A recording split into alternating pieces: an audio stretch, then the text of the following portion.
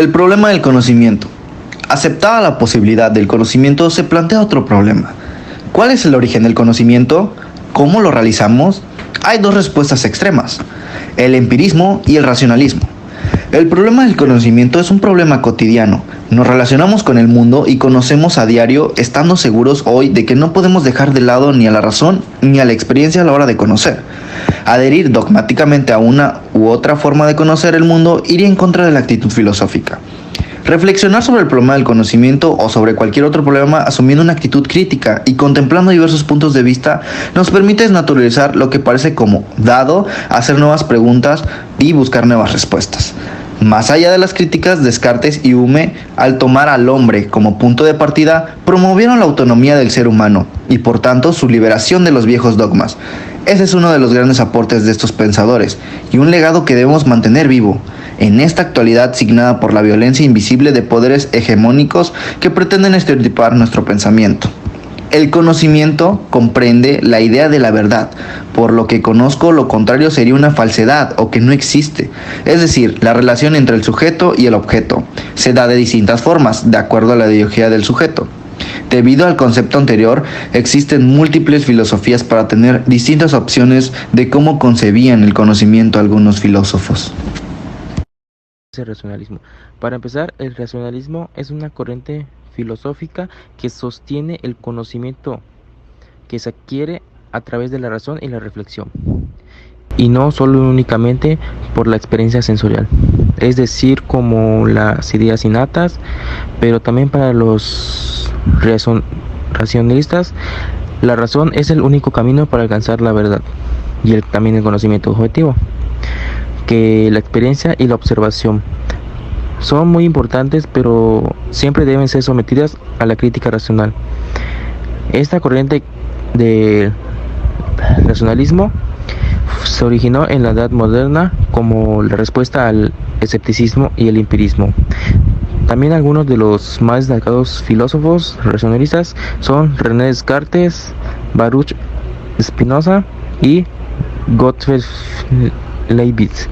Entre los temas que abordaron que se encuentran la teoría del conocimiento, la metafísica, la ética y la religión.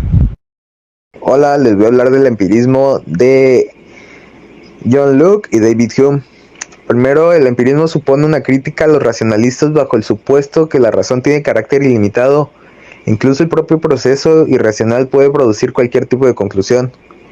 Recordemos que según Descartes las ideas pueden ser innatas, adventicias y facticias. De todas estas, las que para Descartes confieren mayor fiabilidad son las innatas. A partir de estas, los racionalistas fundamentan la realidad demostrando la existencia del yo, Dios y el mundo. Los empiristas entienden por ideas todo aquello que es objeto de conocimiento, lo que incluirá las percepciones, mientras que Hume no. Tanto Locke como Hume admiten un subjetivismo de conocimiento y sostienen que no conocemos realmente la realidad, solo las ideas sobre esta. Hume representa un empirismo más radical que el de Locke, no acepta el concepto de ideas de Locke y Descartes, puesto que afirma que nuestros conocimientos se basan en impresiones obtenidas mediante los sentidos, ideas, copias o representaciones. El criticismo es la doctrina expuesta por Immanuel Kant, el cual decía que el conocimiento se da gracias a las ideas a priori que hay en la mente y la experiencia que ofrece ideas a posteriori. Denomina al criticismo como aquel método de filosofar que consiste en investigar las propias afirmaciones y objeciones y las razones en las que las mismas descansan, método que da la esperanza de llegar a la certeza. El criticismo comienza con una doble crítica al racionalismo y al empirismo, pues se considera que estos dos planteamientos han tenido en cuenta solo un punto de vista de la realidad, por lo que no han tomado en cuenta el papel activo que debe desarrollar las personas en el acto de conocer. El idealismo es la familia de teorías filosóficas que afirman la primacía de las ideas o incluso su existencia independiente. Un sinónimo es el inmaterialismo. Según Mario Bunge, existen dos tipos de variantes principales del idealismo, el objetivo y el subjetivo. El idealismo supone que los objetos no pueden tener existencia sin que haya una mente que esté consciente de ellos. Para poder conocer las cosas se debe tomar en cuenta la conciencia, las ideas, el sujeto y el pensamiento. Platón, Berkeley y Kant son algunos de sus representantes. El idealismo objetivo sostiene que las ideas existen por sí mismas y que solo podemos aprenderlas o descubrirlas mediante la experiencia. Algunos representantes del idealismo objetivo son Leibniz, Hegel, Bernard Bolzano, Dilthey. La ciencia y la tecnología no interfieren en el idealismo, pues ambas dependen sobre todo de la percepción del mundo exterior para modificarlo conforme al conocimiento, donde la percepción en sí no es ninguna temática contraria al idealismo. Las reacciones en contra del proyecto moderno. Bueno, ese es el tema del que vamos a hablar ahorita. Ok, a partir de 1980 aproximadamente se empezaron a ver una serie de transformaciones sociales que repercutieron en la filosofía moderna. Entonces, ante toda esta situación, hubieron 3 filósofos que fueron los que estuvieron en principal desacuerdo, que fueron Marx, Kierkegaard y Nietzsche. No sé si le estoy pronunciando bien, espero que sí, pero cada uno a su manera expresó la crisis de la filosofía de la modernidad, porque los 3 mostraban un espíritu crítico hacia la sociedad del momento y entonces pues empezaron a cuestionar como los valores que les habían enseñado en su época. Estos 3 filósofos llegaron a la conclusión de que el sujeto no se construye a sí mismo, sino que es el resultado de condicionantes históricos, sociales, morales y hasta psíquicos. Ok, ahora siguiendo con todo esto, vamos a hablar sobre el materialismo. El materialismo histórico es la teoría marxista de la historia que se basa en la idea de que la fuerza motriz de la historia es la actividad económica. El punto de partida del materialismo histórico es un análisis de cómo las personas se ganan la vida y cómo intercambian su trabajo por dinero para vivir. La idea básica de que toda la historia puede explicarse en términos de la base económica es como la principal idea de toda esta teoría, que consiste en los medios de producción y cómo esta afecta a la superestructura social.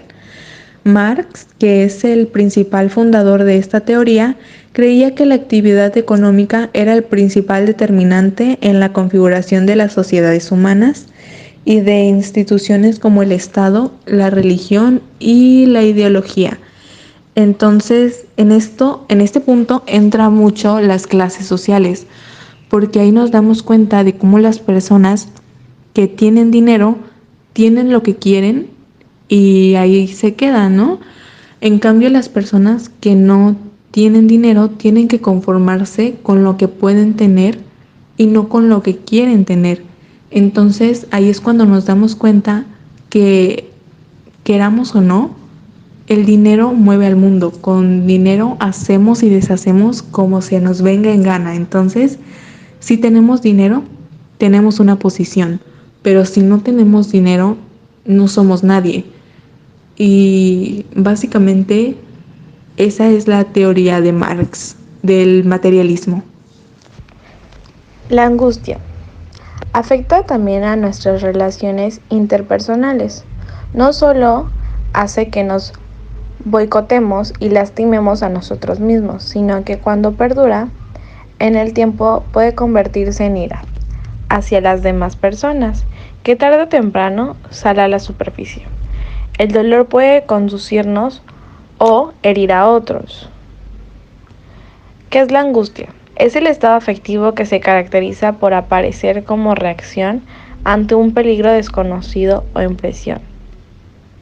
La angustia existencial es el malestar que aparece por sentirse vacío, sin motor, sin rumbo, sin energía ni motivación, es decir, sin deseo.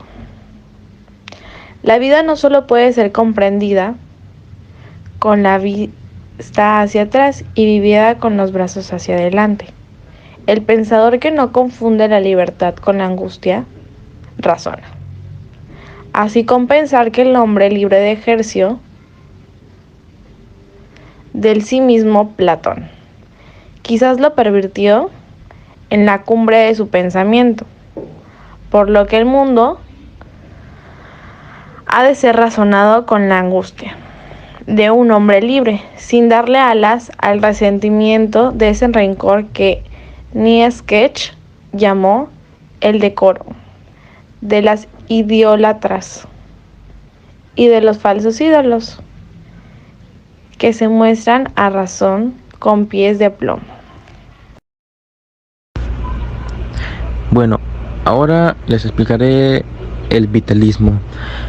Lo que fue el vitalismo es que fue una corriente filosófica y científica que sostiene que la vida no se puede explicar únicamente a través de los procesos físicos y químicos, sino que tiene una entidad propia y distinta de la materia inerte. Según esta teoría, la vida se basa en una fuerza vital o energía que no se puede reducir a las leyes de la física y la química. El vitalismo también fue una corriente muy influyente en la historia de la biología y la medicina, especialmente como en el siglo XIX, si estoy no soy correcto, cuando se creía que la vida se originaba a partir de una sustancia especial llamada plasma germinal. Sin embargo, con los avances científicos y el surgimiento de la biología molecular y la genética, el vitalismo perdió gran parte de su credibilidad y hoy en día es considerado una teoría desfasada y sin funcionamiento científico.